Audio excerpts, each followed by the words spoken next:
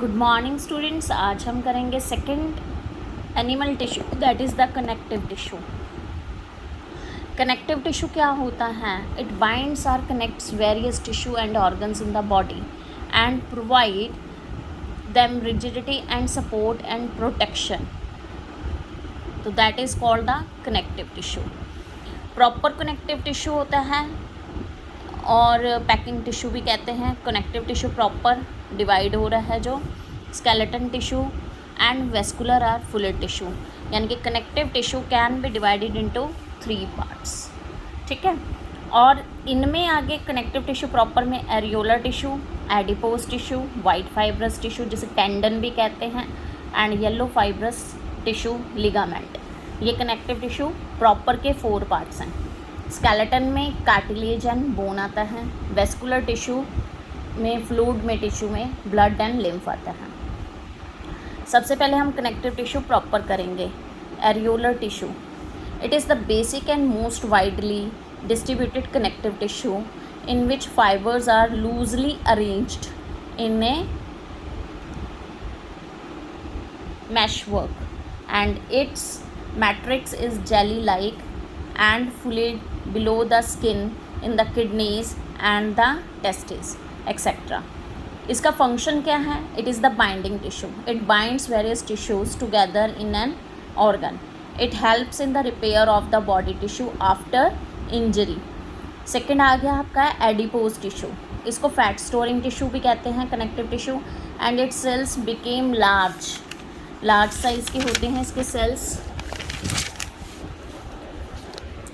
and oval due to the storage of fat globules and found below the skin between the internal organs around blood vessels and kidneys। कहाँ कहाँ ये पाए जाते हैं? It store reserve fat in the form of fat globules, acts as a heat insulator। heat insulator का work out करते हैं and provide shape to the body, shape देते हैं। वाइट फाइब्रस कनेक्टिव टिश्यू जिसे कहते हैं tendon. It is the white fibrous connective tissue and it helps to connect muscles to bone. Muscles को bone से जोड़ता है, उसको टेंडन कहते हैं। Yellow fibrous connective tissue ligament है। It helps to connect bone to bone. Bone को bone के साथ जोड़ने वाले को लिगामेंट कहते हैं। स्प्रेन कई बार काज होता है, जिसे हम कहते हैं कि हमारा पैर मुड़ गया है, ओवर स्ट्रेचिंग, तो उसमें लिगामेंट का टूटते हैं कई बार।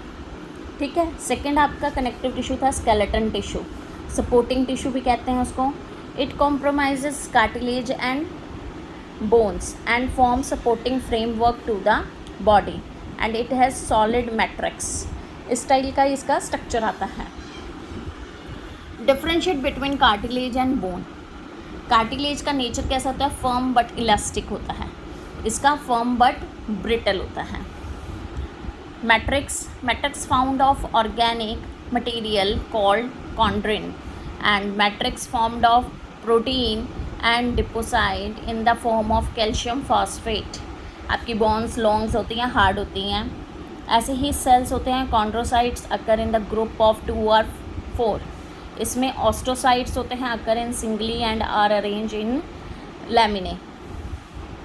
फंक्शन क्या है? Support various body parts and absorb shock and function as cushion against the stress. जैसे कहीं पर हम नीचे की तरफ गिरते हैं तो वो स्ट्रेस की वजह से हमारी मसल पुल हो जाते हैं, तो कार्टिलेज हमारे ब्रेन होते हैं, बोन को फ़र्क नहीं पड़ता, तो वहाँ पर ये एब्जॉर्ब कर लेता है शॉक्स को। और बोन्स का क्या है? Supporting framework and protect internal organs, help in locomotion and bones are reservoir of calcium and phosphorus. तो दोनों का रिजर्वर होता है बोन्स। ठीक है। नेक्स्ट आपका है वेस्कुलर और फ्लूइड टिश्यू। ट्रांसपोर्टिंग टिश्यू भी कहा जाता है इसको। ब्लड एंड लिम्फ, ये दोनों होते हैं। ब्लड क्या है? रेड वेस्कुलर कनेक्टिव टिश्यू है। लिम्फ क्या है? वाइट वेस्कुलर कनेक्टिव टिश्यू है। इट हेल्प्स इन स्पोर्टिंग या ट्रांसपोर्टिंग द मटीरियल्स, कि हमारी बॉडी में जितने भी, जैसे ऑक्सीजन है, कार्बन डाइऑक्साइड है, वो एक पार्ट से दूसरे पार्ट तक ब्लड ही ट्रांसपोर्ट करता है। तो मेन ट्रांसपोर्टेशन का काम ही ब्लड करता है। और लिम्फ क्या करता है? Act as a middle man between the blood and the body cell. Body cell से चीज़ लेगा, ब्लड को देगा, ब्लड से लेगा, बॉडी सेल को देगा। तो ये लिम्फ का वर्कआउट होता है। ठीक है, ये तीनों आपके जो पार्ट्स थे कनेक्टिव टिश्यू के वो मैंने आपको करा दिए हैं। पूरा कंप्लीट हो गया आपका बेटा connective tissue. Thank you and have a nice day.